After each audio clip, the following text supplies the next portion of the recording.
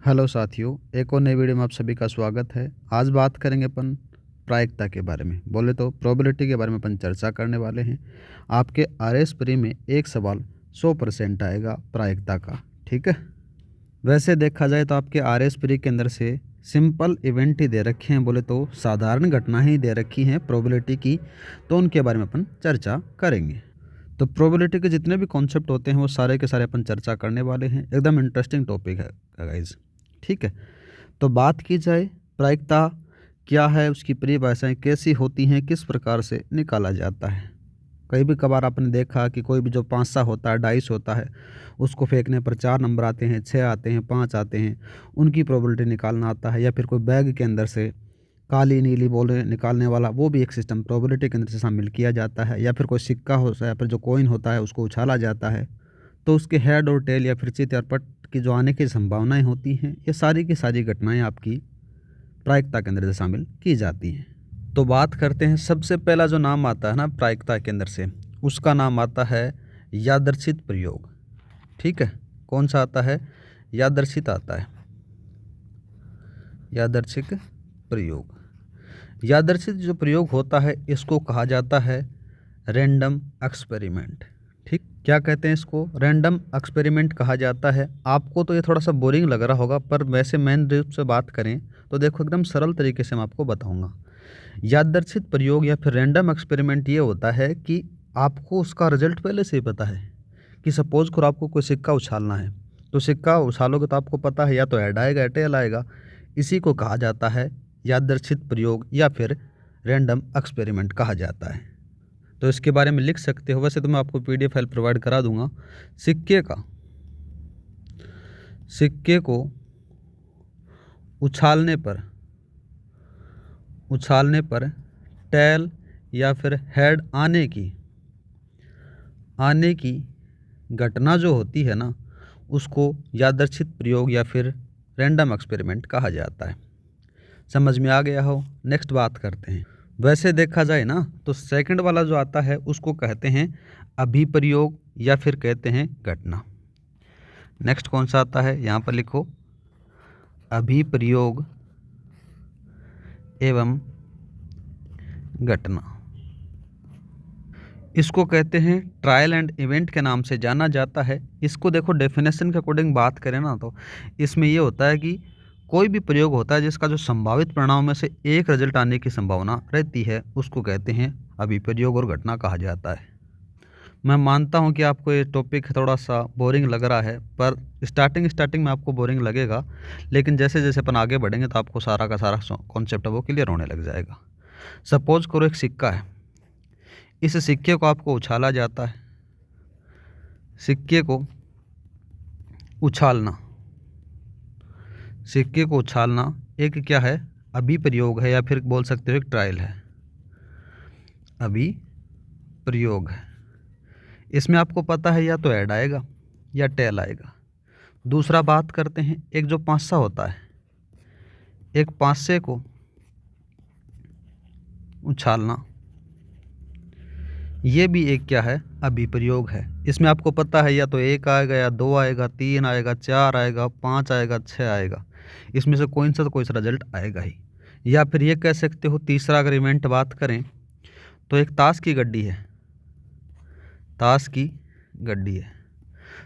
गड्डी में से 2 पत्ते खींचने आपको, 2 पत्ते खींचना, ये भी एक अभिप्रयोग या फिर ट्रायल के अंदर से शामिल किया जाता है। तो इसका जो रिजल्ट रहेगा वो रहेगा 52C2। या फिर ये कह दे, क्या कह दे कि 2 पत्ते खींचे, उसका राजा होने की प्रायिकता आपको बतानी है। तो आपको पता है कि 4 राजा होते हैं, तो 2 पत्ते इसमें से खींचे जाते हैं, तो उसकी प्रोबेबिलिटी ये होती है। ये मैं आपको आगे बताऊंगा कि इसको सी को किस प्रकार से हल करते हैं, 52C2 को या 4C2 को किस प्रकार से हल किया जाता है। उन सारे के सारे कॉन्सेप्ट अब मैंने रूप से बात करें, थोड़ा सा अपन देख रहे हैं कि क्या क्या चीज़ें होती हैं प्रोबेबिलिटी के अंदर से। अभिप्रयोग घटना आपने देख ली। चौथा बात, दूसरा हो गया, 2 हो गए ना। तीसरा बात करते हैं। तीसरा नाम आता है गैस, उसी का लिखो आप सरल घटना। इससे सवाल आते हैं, याद रखना। सरल घटना को कहा जाता है सिंपल इवेंट। इसके अंदर से क्या होता है कि एक समय में केवल एक घटना घटित हो, उसे सरल घटना कहते हैं। जैसे बात करें, कोई एक थैले में कुछ काली और सफ़ेद गेंद है, उसमें से एक गेंद निकालना एक सरल घटना है। उदाहरण लिख सकते हो। उदाहरण क्या लिखोगे कि किसी थैले में काली व सफ़ेद गेंद है, उसमें से एक गेंद निकालना सिंपल इवेंट या फिर सरल घटना के अंदर से शामिल की जाती है। चौथा बात करते हैं। चौथे में आप लिख सकते हो जैसे टोटल नंबर ऑफ केसेस या फिर कुल स्थितियां कह सकते हो। यहाँ पर लिखो कुल स्थितियां किस प्रकार से होती हैं, किस प्रकार से हल किया जाता है। सपोज करो आपको क्या किया, आपने एक सिक्के को उछाला, आपने इस सिक्के को उछाला और उसमें से हेड आया और टेल आया। इसमें कितनी स्थितियां हो गई? 2 हो गई। ठीक है। वैसे ही बात करें एक पासे की, डाइस की। इस पासे को फेंका जाता है फिर उछाला जाता है, तो इसमें से आपको कितने घटनाएं मिलेंगी? इसमें से 6 मिलेंगी। एक नंबर भी आ सकता है, 2 भी आ सकता है, 3, 4, 5, 6। इसमें से टोटल जो घटनाएं हैं, टोटल जो स्थितियां हैं वो 6 आती हैं। ठीक है। कुल स्थितियां आपने देख ली। बाद में बात करते हैं नेक्स्ट पांचवा कौन सा लिखोगे? इसको कहा जाता है अनुकूल स्थितियां। अनुकूल स्थितियों के बारे में अपन चर्चा करें ना गाइज, तो देखो सीधी सी बात यह है, अनुकूल स्थितियों के हिसाब से बात करें ना, तो देखो अगर एक पासा उस पासे को उछाला जाता है, उस पासे को उछाले जाने के बाद में ये कह देता है कि सम अंक आने की, यहाँ पर लिख सकते हो पासे में सम अंक आने की स्थितियाँ। अब सम अंक आए तो कौन कौन से नंबर होते हैं? आपको पता है कि 2, 4 और 6 होते हैं, तो टोटल 3 घटनाएं आपको देखने को मिलेंगी। या फिर कहें कि जो ताश की गड्डी है, उस ताश की गड्डी में से एक पत्ता खींचोगे और उस पत्ता खींचने के बाद में राजा की आने की स्थिति के बारे में बात करें तो उसको 4C1 कहा जाता है। तो 4 घटनाएं आपको देखने को मिल जाती है। गुलाम का हो, पान का हो, इस प्रकार से सारे देखने को मिल जाएंगे, चारों के चारों। एक और बात करते हैं, ऐसा ही आता है जो अनुकूल स्थितियों के अंदर से 2 पासे होते हैं। ठीक है। 2 पासों को उछालने पर 5 अंक या फिर 5 अंक, या फिर थोड़ा सा इसको चेंज करो, 5 आने पर योग 5 अंक आने पर 5 अंक आने पर अनुकूल स्थितियाँ किस प्रकार से होंगी? देखो सीधी सी बात आ जाती है। एक तो 1 और 4 आ गया, दूसरे में 2 और 3 आ गया, तीसरे में 3 और 2 आ गया, और एक में 4 और 1 आ गया। तो कितनी घटनाएं हो गई? ये हो गई गाइज 4 घटनाएं आपके पास में देखने को मिल जाती हैं। अनुकूल स्थितियों के बारे में बात करते हैं। एक आता है इंडिपेंडेंट और डिपेंडेंट इवेंट्स, जिसको कहा जाता है हिंदी के अंदर से स्वतंत्र घटना, स्वतंत्र व आश्रित। स्वतंत्र और आश्रित घटना उसको कहा जाता है, आश्रित घटनाएं। देखो पहले अपन बात करते हैं स्वतंत्र के बारे में। स्वतंत्र में क्या होता है? स्वतंत्र घटना। ठीक है। मतलब कि सपोज करो यहाँ पर क्या है कि 2 घटनाएं, 2 या 2 से अधिक जो घटनाएं होती हैं वो स्वतंत्र होती हैं। सपोज करो आपने क्या किया, एक सिक्के को उछाला, सिक्के को उछालने के साथ में एक पासे को भी आपने उछाल दिया, और इसमें सिक्के के अंदर से तो पटाने की संभावना और जो पासा, उस पासे पर 4 अंक आते हैं, उन दोनों की जो घटनाएं हैं वो क्या हैं? इंडिपेंडेंट हैं, डिपेंडेंट नहीं है, याद रखना। तो यहाँ पर लिखो एक पासे को उछालना जिस पर 4 नंबर आना। दूसरा बात करें, एक सिक्के को उछालना, पट आने की संभावना, पट आना। ये दोनों के दोनों इवेंट हैं, ये इंडिपेंडेंट है, मतलब कि एक दूसरे पर नहीं है, ये इस पर अलग है, इस पर अलग है, दोनों के दोनों। एक बात करते हैं डिपेंडेंट की, जिसको कहा जाता है आश्रित। क्या कहते हैं? आश्रित घटना कहते हैं। ठीक है। इसमें क्या होता है कि दो या दो से अधिक घटनाएं इस प्रकार से हो कि एक घटना होने का प्रभाव दूसरे पर पड़ता हो और उन्हें आश्रित घटनाएं कह सकते हैं। सपोज करो एक इवेंट आपने कर लिया और इसके घटित होने के बाद में तो सेकंड पर कर रहे हो ना, उसका फर्क आपको पड़ रहा है, तो उसको आश्रित कहा जाता है, बोलो तो डिपेंडेंट इवेंट कहा जाता है। उदाहरण के बारे में बात करें तो जो ताश की गड्डी है ना, उसकी ताश की गड्डी के अंदर से एक पत्ता खींच लिया और उस पत्ते के बारे में बात करें, वो पत्ता जो आपने खींचा वो पत्ता आपको पान का मिलता है। ठीक है। और इस पत्ते को गड्डी में आपने क्या किया, दोबारा से मिलाया नहीं और उसमें से दूसरा एक और पत्ते को खींचते हो तो वो क्या होता है, उकम का इक्का होता है। दोनों की दोनों जो घटनाएं होती हैं वो एक दूसरे पर डिपेंडेंट आ जाती हैं। डिपेंडेंट इंडिपेंडेंट समझ गए होंगे। आगे बात करते हैं। आगे नंबर आता है 7वां, जिसको कहते हैं परस्पर अपवर्जी और अयुक्त घटनाएं कहा जाता है। क्या कह सकते हो? परस्पर अपवर्जी इवेंट कह सकते हो। इसके अंदर से क्या होता है कि दो या दो से अधिक घटनाएं परस्पर अपवर्जी या फिर असंयुक्त घटनाएं कहलाती हैं। इसमें से कोई दो घटनाएं एक साथ घटित नहीं हो सके, अर्थात ये होता है कि एक घटना घटित होती है और शेष घटनाएं घटित नहीं हो सकती, इसको कहा जाता है परस्पर अपवर्जी। सपोज करो आपने क्या किया, एक सिक्के को उछालने पर चित्त या फरफट आना परस्पर एक अपवर्जी घटना है। यहाँ पर लिख सकते हो सिक्के को उछालना और टेल और हेड आना क्या कहलाता है? परस्पर अपवर्जी कहलाता है। या फिर कह सकते हो कि ताश की गड्डी में से एक पत्ता खींचने पर राजा होना या रानी होना परस्पर अपवर्जी घटना आ जाती है। ठीक है। नेक्स्ट बात करते हैं 8वां कौन सा जाता है? इसको लिखो समप्रायिक इवेंट्स। ठीक है। इसके अंदर से क्या होता है गाइस, इसमें बात करें तो यदि कोई किसी प्रयोग होता है, उस प्रयोग के अंदर से जो सभी घटनाएं घटित होने के साथ में जो समान संभावना होती है ना, उस घटनाओं को समप्रायिक घटनाएं कहते हैं। सपोज करो आपने एक सिक्के को उछालने के बाद में उसका चित्त या फरफट आने की जो संभावना है वो आ जाती है। या फिर ताश की गड्डी के अंदर से आपने एक को खींचा, उसमें लाल या काला होने की जो संभावना है वो ये आ जाती है। एक और लिखो फिर इसी के साथ में 9वीं आती है, उसका कहते हैं अपन कंपाउंड इवेंट्स कहा जाता है, या फिर बोल सकते हो मिश्र घटनाएं। मिश्र घटनाओं के बारे में अपन बात करें तो कंपाउंड इवेंट्स उसको कहते हैं यदि दो या दो से अधिक घटनाएं एक साथ घटित हों, वे मिश्र घटनाएं या फिर संयुक्त घटनाएं कहलाती हैं। जैसे आपने क्या किया, कोई भी एक उदाहरण ले लेते हैं, जैसे दो थैले के में कुछ नीली और कुछ लाल गेंद रखी गई हैं। किसी एक थैले का चुनाव कर अपने उसमें से क्या करते हैं, एक गेंद निकाल कर एक मिश्र घटना ये आ जाती है। क्योंकि बाद में क्या होता है कि दोनों थैलों में से एक का अपने को चयन किया, फिर उस थैले में से गेंद निकालना, ये सारी की सारी ये आ जाती हैं। सपोज करो आपके पास में एक बैग ये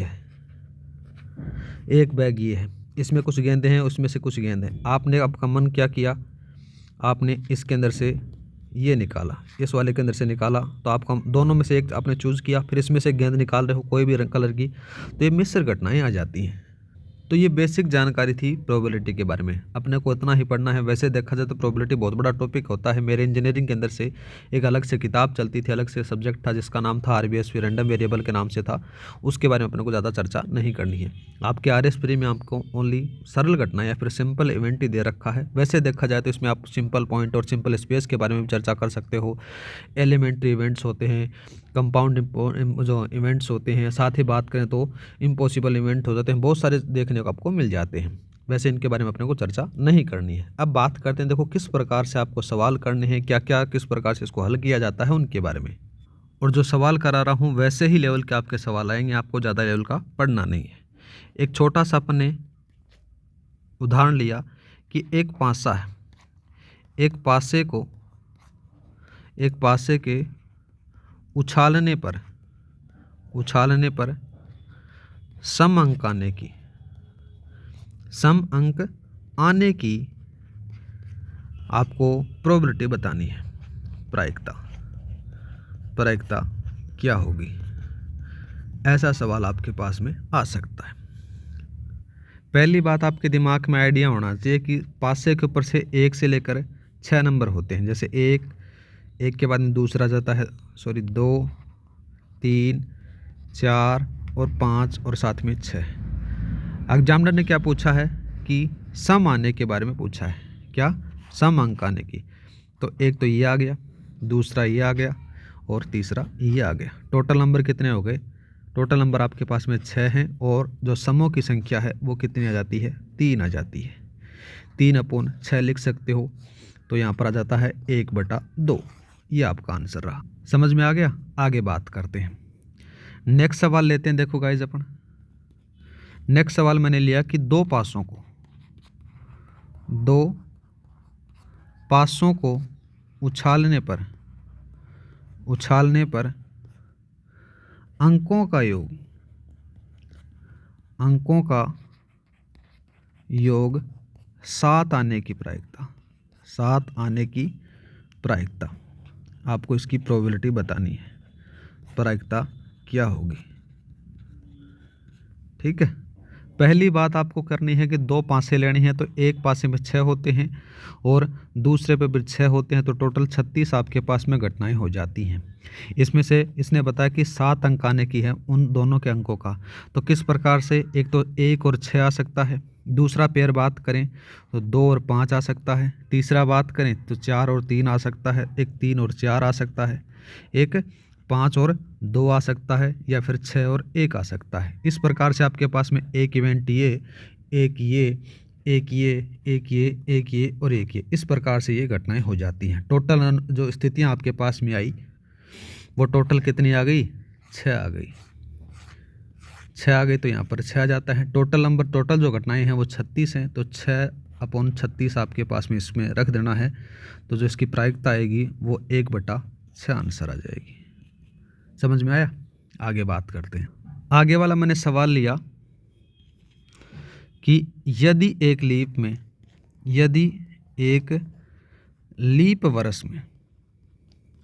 लीप वर्ष का यादृच्छिक चयन किया जाए, मतलब कि रैंडम तरीके से आपने चूज किया, यादृच्छिक चयन किया गया हो तो इस वर्ष में 53 सोमवार होने की प्रायिकता बतानी है। इसके लिए आप क्या करोगे अगर ऐसा सवाल आ जाता? तो एकदम सरल सा सवाल है। देखो, ऐसे क्वेश्चन को आपको हल करने के लिए, देखो लीप वर्ष है। लीप वर्ष में आपको पता है कितने दिन होते हैं? 366 दिन होते हैं। बाद में इसने बताया गया है कि 53 सोमवार, 53 मतलब कि इसमें आपको 52 सप्ताह है ना, 52 सप्ताह तो आपके पूर्ण हो जाते हैं। 52 सप्ताह पूरे हो गए। बाद में बचते हैं आपके 2 दिन। अब ये 2 दिन आपको कुछ भी हो सकते हैं, ऐसा कोई ज़रूरी नहीं है कि जैसे सोमवार मंगलवार हो गया, मंगलवार बुधवार हो गया, बुधवार बृहस्पतिवार हो गया, बृहस्पतिवार शुक्रवार हो गया, शुक्रवार शनिवार हो गया, शनिवार रविवार हो गया, या फिर रविवार सोमवार हो गया। ये 2 दिन कुछ भी हो सकते हैं, आपको पता नहीं है तो आप लिख सकते हो। देखो, पहला अगर बात करें तो सबसे पहले बात आ जाता है, देखो यहाँ पर पहला जो कंडीशन होती है सोमवार और साथ में मंगलवार आ जाता है। दूसरा जो घटना होती है इसी के साथ में मंगल आ जाता है और बुधवार आ जाता है। तीसरा बात करें तो बुध के साथ में आ जाता है बृहस्पतिवार आ जाता है। ठीक है, चौथी जो घटना आ जाती है वो आ जाती है बृहस्पति और साथ में आ जाता है शुक्र। पांचवी जो घटना आ जाती है वो आ जाती है शुक्र के साथ में रहेगा कौन? शनि। ये शनि आ जाती है। छठी जो घटना आती है वो शनि और रवि आ जाती है। और सातवीं जो घटना आती है वो रवि और सोम आ जाती है। इसमें से कोई भी आपको ज़रूरी नहीं है कि कौन सा दिन हो सकता है। 2 दिन आपके बचते हैं, लेकिन आपकी जो बात करें जो निशेषण जो स्थितियां हैं वो 7 आपके पास में मिलती हैं। 7 मिलती हैं तो इसकी जो प्रायिकता आएगी वो 2/7 आंसर आपके पास में निकलने आ जाएगी। नेक्स्ट बात करते हैं। नेक्स्ट सवाल है, देखो किस प्रकार से बन सकता है एक छोटा सा एग्जाम्पल लिया मैंने, जैसे 12 टिकट ले ली, 12 टिकटों पर 12 टिकटों पर एक एक संख्या संख्या 1 से लेकर 12 तक लिखी गई है, 12 तक लिखी है। ठीक है। यदि उनमें से कोई एक टिकट का क्या करते हो, रैंडम तरीके से आप ये करते हो, चूज करते हो, यादृच्छिक रूप से, यादृच्छिक चयन किया गया है, तो इस पर लिखी गई या फिर लिखी हुई संख्या 2 या 3 के गुणज होने की प्रायिकता बतानी है। ठीक है। प्रायिकता बताओगे तो किस प्रकार से निकाल सकते हो, उसी के बारे में बात करते हैं। प्रायिकता बताओ। अगर ऐसा सवाल आ जाए तो फिर क्या करोगे? देखो, सरल सा सवाल है, एकदम ज़्यादा कुछ हार्ड नहीं है। वैसे आपको पता है कि हर नंबर के ऊपर 1 से लेकर 12 तक के नंबर लिखे गए हैं। 2 के गुणज के बारे में बात करें और 2 और 3 का जो गुणज है, इसके अंदर से 2, 3 के साथ में 4, 6, 8, 9, 10 और 12 हो सकते हैं। ठीक है। मतलब कि इसमें 2 का भी चयन हो रहा है, 3 का भी, इन दोनों में से कोई भी हो सकता है। जो टोटल स्थिति आपके पास में कितनी बची गाइस, ये याद रखना। जो टोटल स्थिति बची हैं वो आ जाती हैं, मतलब टोटल जो अनुकूल आपके पास में रिजल्ट आए वो 8 है। और रिजल्ट कितने हैं, मतलब कि 12 टिकट लिख रखी हैं, तो 8/12 यहाँ पर आ जाता है कितना, 2/3 उसकी प्रोबेबिलिटी आती है या फिर प्रायिकता आती है। इस प्रकार से हल कर सकते हो। एक और बात करते हैं, नेक्स्ट सवाल। ऐसे ही सवाल आपको पूछे जाएंगे, ज़्यादा हार्ड नहीं पूछे जाएंगे, क्योंकि आपके लिखा गया है कि सरल घटनाएं या फिर सिंपल इवेंट आपसे पूछी जा सकती हैं। एक और सवाल अपन लेते हैं, जैसे ताश की 52 पत्तों की गड्डी में से यादृच्छिक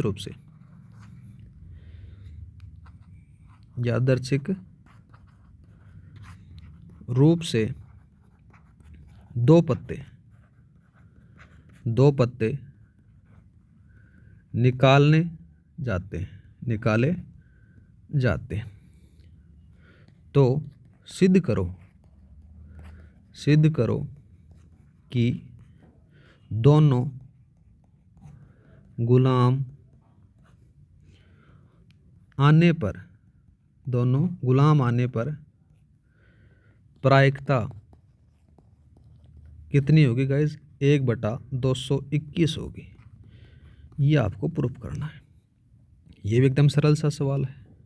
मैन रूप से आपको पता है कि जो भी ताश की गड्डी होती है उसमें 52 पत्ते होते हैं, तो इसकी प्रोबेबिलिटी आपको कितनी आ गई, 52C2 बताना है कि 2 पत्ते निकालने हैं। इतना आपको समझ में आ गया। अब बात करते हैं कि गड्डी में कितने गुलाम होते हैं, 4 होते हैं। 4 में से आपको 2 निकालना है, तो क्या लिख सकते हो, 4C2 लिख सकते हो। ठीक है। तो इसको हल करने के लिए आपको क्या करना है, यहाँ पर 4C2 अपॉन का जाता है 52C2 आ जाता है। ठीक है। अब इसको हल करना है आपको। हल करने के लिए एकदम सीधी सी बात है, 4 कितनी बार हैं, 4 इसके नीचे 2 लिखे गए हैं, तो 4 और 3 उल्टा लिख दो। यहाँ पर 2 और 1 लिख दो, इतना लिख सकते हो। इधर बात करते हैं 52 के दोबारा में वापस चले जाओ। 52 फैक्टोरियल वाला जैसा ही काम करेगा ये। 52 के बाद में साथ में आ जाता है 51 और अपॉन में आ जाता है 2 और 1 आ जाता है। इसको इस प्रकार से आप हल कर सकते हो। इसमें से क्या क्या कटेगा देखो, और इसके इक्वल आपको प्रोबेबिलिटी कितनी बताई है, ये बताई है। ये यहाँ पर रख दो, 1/221 रख देते हो। इसमें से क्या कट गया, ये कट गया, ये कट गया। अपॉन में बचा 4, 3 और बचा 52 और 51 बचा। ठीक है। और 1/221 बचता है। तो ये 13 से कट जाएगा, ये इससे कट जाएगा, तो टोटल आपके पास में जो रिजल्ट आएगा वो ये आएगा आंसर। काट कर देख लेना, आप आराम से आ जाएगा। नेक्स्ट बात करते हैं, देखो नेक्स्ट सवाल आ जाता है कि 3 सिक्के हैं, 3 सिक्कों को उछालते हैं, 3 सिक्कों को उछालते हैं, तो इसमें से क्या होता है। पहला रिजल्ट पूछा गया है कि केवल 2 चित्त आने की आपको प्रायिकता बतानी है, प्रायिकता। दूसरा बात करते हैं कम से कम 2 चित्त आने की, कम से कम 2 चित्त आने की प्रायिकता आपको बतानी है। क्लास की पीडीएफ फाइल मैं आपको टेलीग्राम पर प्रोवाइड करा दूंगा। टेलीग्राम का लिंक डिस्क्रिप्शन में दे रखा है, वहाँ पर जाकर आप ज्वाइन कर सकते हो और क्लास की पीडीएफ वहाँ पर उपलब्ध रहेगी। ये सवाल आपको दे रखा है, 3 सिक्के हैं, उनको उछालते हैं और उछालने के बाद में पहला रिजल्ट पूछा कि केवल 2 चित्त आने की प्रायिकता, कम से कम 2 चित्त आने की प्रायिकता आपको बतानी है। ठीक है, तो इसमें जो टोटल इवेंट रहेंगे वो कितने रहते हैं। 2 आपको पता है कि एक सिक्का होता है, उसमें या तो चित्त आएगा फिर हेड आएगा, मतलब चित्त या फिर पट आएगा, हेड या टेल आएगा। तो 3 बार उनको 3 सिक्कों बार उछाला जाता है, मतलब कि 2 बार उछाला जाता है। एक बार उछाला जाता है क्या, 3 सिक्कों को उछालते हैं, तो मतलब कि 2 कंडीशन होंगी, तो 3 सिक्के हैं तो टोटल आ जाती हैं 8। 8 किस प्रकार से आएंगे, देखो एक बार अपन ने उछाला तो तीनों सिक्कों को एक बार अपन उछालते हैं तो ऐड आ गया। ठीक है, दूसरे वाले में ऐड और टेल आया। तीसरा जो सिक्का बाद में उछाला अपन ने हेड टेल हेड आ गया। फिर अपन ने उछाला, फिर क्या उछाला, टेल हेड आ गया। ठीक है, और फिर दोबारा से हेड के साथ में कौन सा आता है, टेल आ गया। फिर टेल हेड आ गया, और एक और आ जाता है टेल। ये 8 घटनाएं आपके पास में देखने को मिल जाती है, 3 सिक्कों को एक बार उछाला जाता है तब। तो अब बात करते हैं अपना जो पहला सवाल है ना, केवल 2 चित्त आने की प्रायिकता। तो 2 बार चित्त कितने आ रखे हैं, कितने बार आ रखे हैं गाइज, 3 बार आ रखे हैं। 3 बार आ रखे हैं तो अपने जो टोटल नंबर कितना है 3/8 आ जाता है।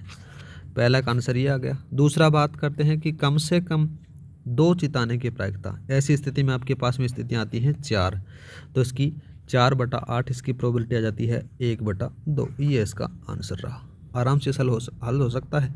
अब बात करते हैं आपके एग्जाम ओरिएंटेड एक सवाल आता है। देखो सवाल लिया आपने कि एक थैला है, एक थैले में 3 तो वाइट हैं और 5 ब्लैक हैं, गेंद रखी गई हैं, गेंद रखी है।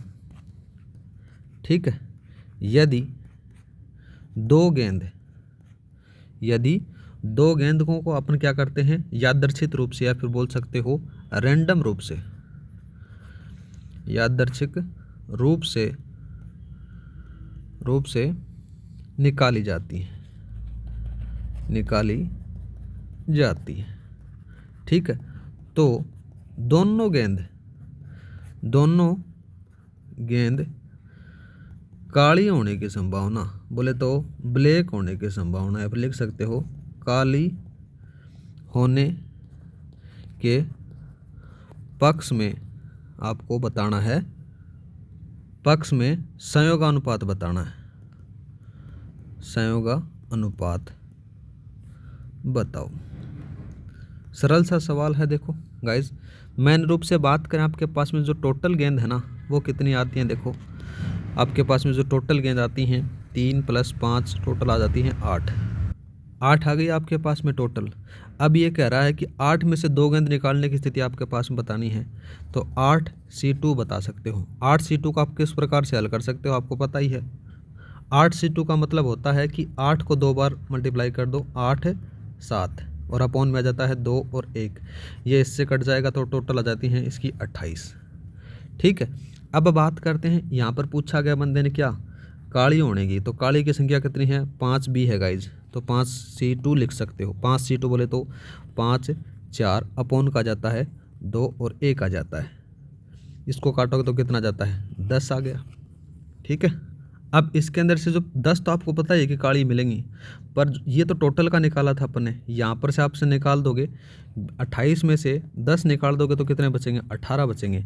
18 ये हैं कि ये काली वाली नहीं है, ये काली नहीं है। ठीक है, यहाँ पर इसने पूछा इनका सहयोगानुपात पूछा गया है। एक तो टोटल वाले से निकाला था अपने 10 अनुपात, एक आसारों में से निकाला था 18, तो इसका जो अनुपात निकालोगे तो ये 5:9 आ जाएगा। इस प्रकार से आप हल कर सकते हो। ठीक है, नेक्स्ट सवाल करते हैं और लास्ट सवाल, जिससे आपकी जो प्रोबेबिलिटी है आपके आर एस प्री के लेवल की वो सारी कंप्लीट हो जाएगी। एक सवाल मैंने लिया कि 4 पुरुष हैं और 3 महिलाएं और कितने बच्चे हैं, 5 चिल्ड्रेन हैं के एक समूह में 4 व्यक्ति यादृच्छिक चुने जाते हैं, मतलब कि रैंडम चुने जाते हैं, यादृच्छिक चुने जाते हैं। ठीक है, चुने हुए, यहाँ पर पूछा गया है उसमें चुने गए व्यक्तियों में ठीक 2 बच्चे होने की प्रायिकता बतानी है। प्रायिकता बताओ। ऐसे ही सवाल आपके पास में आएंगे। तो आपको पता है कि टोटल कितने हैं, पहले आपको टोटल निकालना है। 4, 3 और 5, टोटल आ गए 12। ठीक है, और 12 में से आपको पता है कि क्या 4 लोगों को चुना जाएगा, तो आप 12C2 या फिर C4 लिखना है आपको। 12C4 एक रिजल्ट जो मेन रिजल्ट है वो अपना यहाँ पर रह गया। अब बात करते हैं, देखो प्रत्येक चुनाव में ठीक 2 बच्चे होने चाहिए, ये भी बताया गया है। मतलब कि 5C2, एक तो ये कंडीशन आगे से किया जा सकता है, और 2 बच्चों के साथ में शेष 2 व्यक्ति जो 4 पुरुष और 3 महिलाओं में से आपको चूज करना है। 4 और 3 आपके पास में आ जाता है, ये तो बच्चों के साथ में आ जाता है बच्चे। ठीक है, अब इसमें से 2 या तो मैन हो सकते हैं या फिर वुमेन हो सकती हैं। मैन और वुमेन की जो टोटल संख्या है वो कितनी है, इधर तो बात करें आपके पास में 4 दे रखे, इधर 3 दे रखे, टोटल कितनी आ जाती है 7, और 7 में से आपको 2 चूज करने हैं, तो इसको 7C2 लिख सकते हो। यहाँ पर 7C2 आ जाता है तो 2 रिजल्ट आपके पास में आ गए, ये तो महिला प्लस का मैन और वुमेन का आ गया, और ये चिल्ड्रेन वाला आ जाता है। टोटल जो रिजल्ट आपका ऊपर निकाला था अपने 12C4 निकाला था, इसको आपको हल करना है। हल करने के लिए क्या करोगे, ऊपर अपन लिख लेते हैं 5C2 × 7C2 लिख सकते हो, अपॉन लिखते हैं अपन 12C4 लिख सकते हो। ऊपर वाले को जब आप काटते हो तो आपके पास में आ जाता है, देखो 5, 4, 2, 1, 7, 1, 7 का जाता है 6, 7, 6, 2, 1। ऊपर वाला लिखने का फैक्टोरियल जैसे ही काम करेगा। नीचे वाला लिखते हैं अपन 12, 11, 10, 9। इधर बात करें 4, 3, 2 और 1। अब इसको आपको हल करना है। हल करने के लिए दोबारा से मैं लिख देता हूँ 5, 4, 7, 6, अपॉन में लिखा 2, 1, 2, 1। ठीक है, इधर 12, 10 के बाद में 10 आ गया, 10 के बाद 9 आ गया, और यहाँ पर लिख दिया आपने 4, 3, 2 और 1 लिख दिया। यहाँ पर ये वाला उड़ गया, कौन सा वाला गया, ये वाला गया। 4 से इससे आ जाता है 2, ये आ जाता है। 2 से ये गया, 3 आ गया, 3 इससे गया और 3 ये आ गया। सॉरी, ये थोड़ा सा यहाँ पर से मिस्टेक कर दिया, ये नहीं कटेगा। ये 2 बचा है ना, इसको अपन क्या कर सकते हो, ये तो चला ही गया। यहाँ पर अपन बात करते हैं, अब देखो इसको किस प्रकार से काट सकते हो। ये 5 से कट जाता है, 5 अपने को साथ में रखना है, तो फिर अपने को इसमें से लिख सकते हो, देखो इसमें से अलग करके लिख लो। देखो 5, 4, 7 और 6, और बाद में क्या बचा था अपना, इधर बचा था 2, क्योंकि ये 2 ऊपर चला गया ना ये, और नीचे बचा 12, 11, 10 और 9 बचा। इसके अंदर से क्या क्या कट जाएगा, 6 दूनी 12, और फिर इसके साथ में एक ये कट जाएगा, 12 गया। ठीक है, एक इधर से अपन ये भी तो नहीं लेके आए ना, ये 3 भी ऊपर आएगा, ये 3 आ जाता है ऊपर, और ये सारा कट पिट के बाद में आपके पास में जो आंसर आएगा ना वो बचेगा, यहाँ पर 5 बच जाएगा, एक तो एक 7 बच जाएगा और एक 6 और बच जाएगा, इन दोनों का मिला के, तो 5, 7 और 6, और नीचे बचेगा आपका 11, 11 किसी से नहीं कटेगा, इस 10 का 5 आ जाएगा और 9 अपने पास में रह जाएगा। ठीक है, इसको जब हल करते हो तो आपके पास में ऊपर वाला जो कटेगा ये 5 से 5 चला जाता है, ये इससे कट जाएगा, ठीक है। तो बचेगा आपका 14/33 आंसर आएगा, ठीक है। इस प्रकार से आप प्रायिकता को हल कर सकते हो। आज के लिए इतना इस वीडियो में, मिलते हैं नेक्स्ट वीडियो में। जय हिंद जय भारत। क्लास अच्छी लगी हो तो लाइक और सब्सक्राइब करना न भूलें। जल्दी अपन मैथ का एक और टॉपिक लेकर आएंगे जिससे आपका स्कोरिंग पार्ट हो, ठीक है। आज के लिए इतना ही। जय हिंद जय भारत।